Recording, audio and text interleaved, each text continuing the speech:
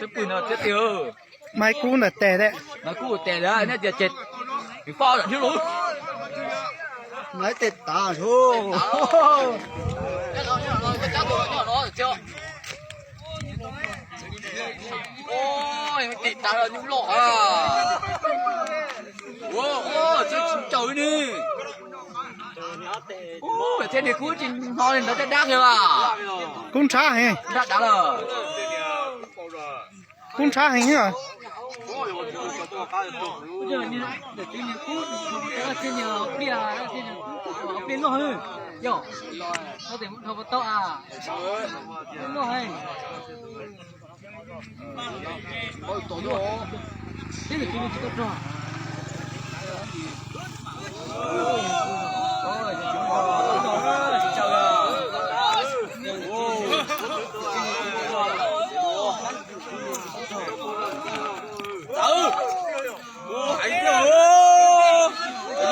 Rồi nhìn kia rồi.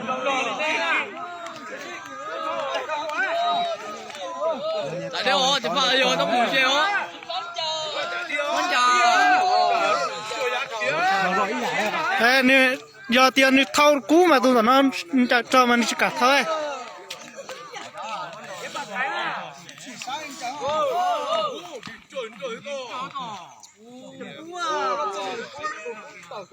Thì giờ ru mà tôi tới ăn đó rồi ấy.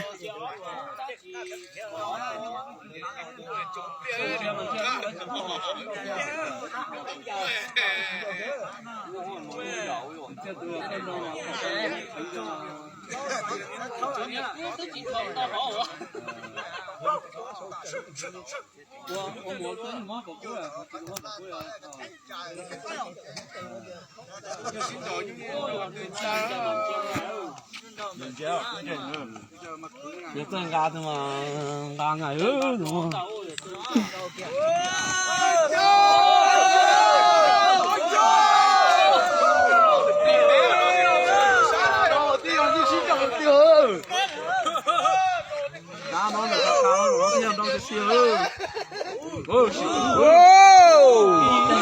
Mình nói với anh nhiều xin đồ. Trời ơi, còn chịu nhớ nhung lo xin đồ sao sai rồi chịu. Vô tề rồi.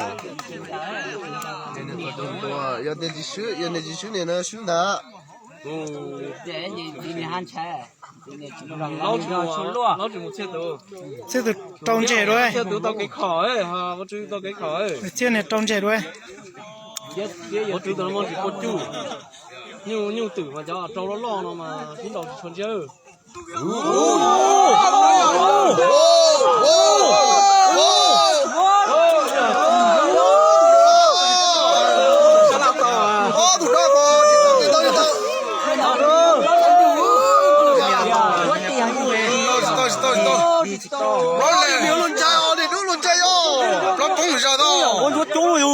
Con này sẽ làm tàu này. Ôi trời lút từ từ.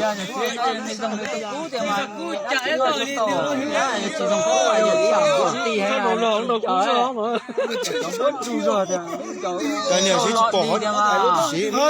Nhiều chợ đá rồi lú chỉ chợ con rồi mới rót chợ đá rồi đấy. Nhưng mà Dạ. Này cũng bùi. tao chỉ chữ ai. Chữ ai cũng xin luôn.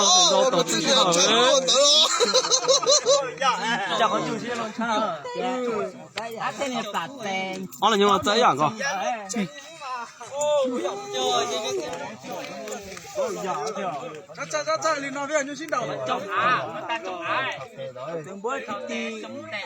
Ta nữ sẽ lâu hơn chọc trò. Đủ tao chỉ đủ tè.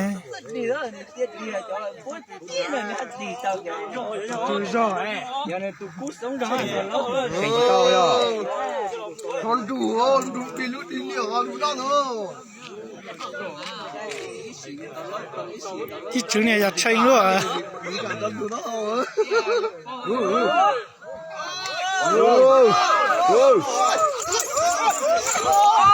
Bảo mua rồi.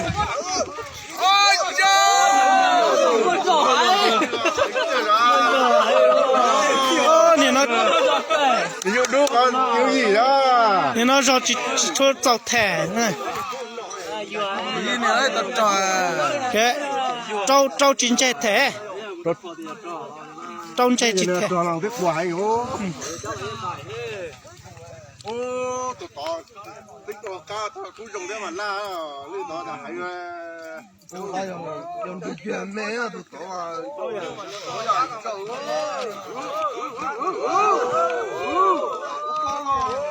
sao tụi tao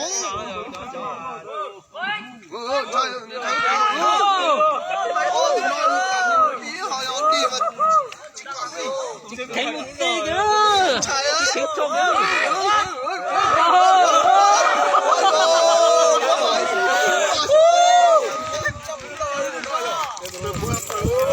chỉ phút cả kìa cả kìa mà có nhà chứ nên chỉ chết cho nó phút cả kìa giả cú này nè ô để chúng ta phút cả kìa rồi đúng không nhà cuốn chè hay là tụi tao cuốn chè mà tụi tao cuốn chè thấp rồi tao chỉ cuốn đùi à đùi cái mà nín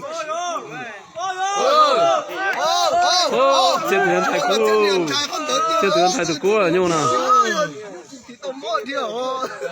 cho thấy mỏ hay giờ đây giới thiệu được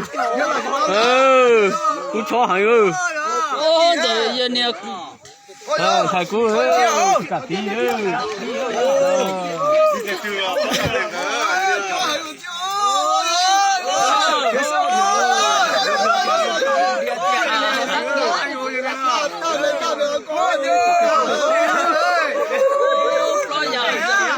thế này thì cú này thái cú này